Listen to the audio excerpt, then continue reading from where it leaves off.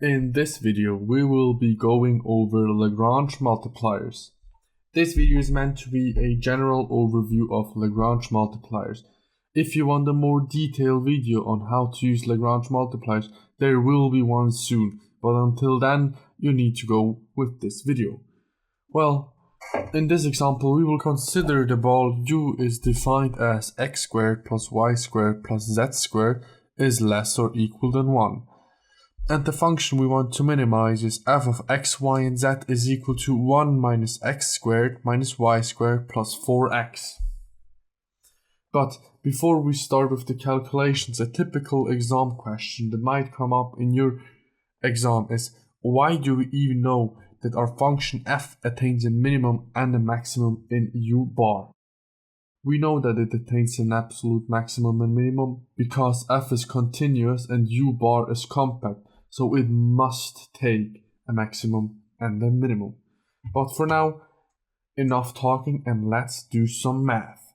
First of all, we will take the partial derivatives of our function f of x, y, and z. So if we differentiate with respect to x, we have partial x of f of x, y, and z is equal to 4 minus 2x. If we repeat this with partial y and partial z, we get minus 2y and 0. Before we set up our Lagrange multiplier system, we will introduce a helper function g of x, y, and z, which is defined as x squared plus y squared plus z squared minus 1. And if you recall our constraint before, it just seems like we defined a function which is exactly our constraint.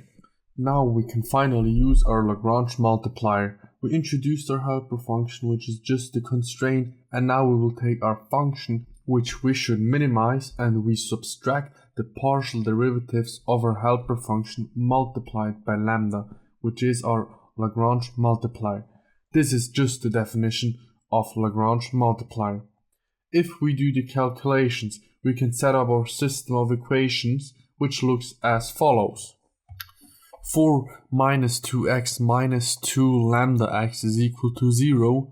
2y plus 2y lambda is equal to 0, 2z lambda is equal to 0, and x squared plus y squared plus z squared minus 1 is less or equal than 1. Now we can go on and solve this system of equations. We want to try to isolate x, y, and z, and we will be starting with the first equation. And if we adjust our function, we get that x is equal to 4 divided by 2 times 1 plus lambda.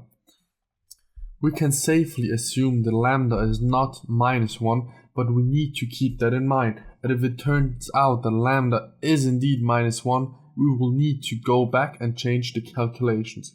But for now, we just try it and look where it takes us. From the second equation, we get that either y is 0 or that lambda is equal to minus 1. But we just assume that lambda is not minus 1.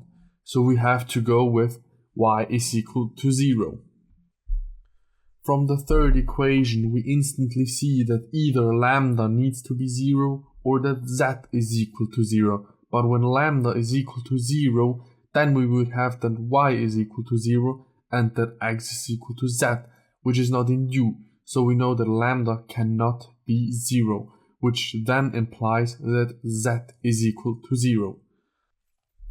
Our final answer is that x is equal to 4 divided by 2 times 1 plus lambda, and that y is equal to z, which are both equal to 0. By our constraint, we know that the sum of the squares need to be 1, and since y and z are equal to 0, the only possible solution is that x is equal to minus 1 and plus 1. These two values are also our maximum and minimum. So the points which maximizes our function is 1, 0, 0, and the point which minimizes our function is minus 1, 0, 0. That was the video. I hope you liked it, and if there is anything you think I could have done better, please let me know in the comments. And I will try to make it better the next time. Don't forget to like and subscribe this channel. And with that being said, happy learning and see you in the next video.